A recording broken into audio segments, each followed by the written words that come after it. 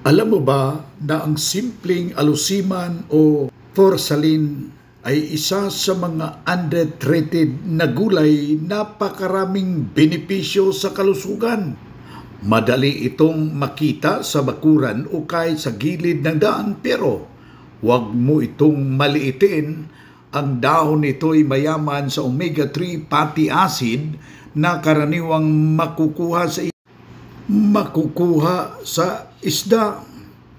Bukod dyan, puno ito ng vitamin A, vitamin C at vitamin A, pati na rin ang magnesium, potassium, mga sustansyang tumutulong para maging malusog ang puso, balat at mata. Natural, mura at napaka-nutritious. Ibahagi mo para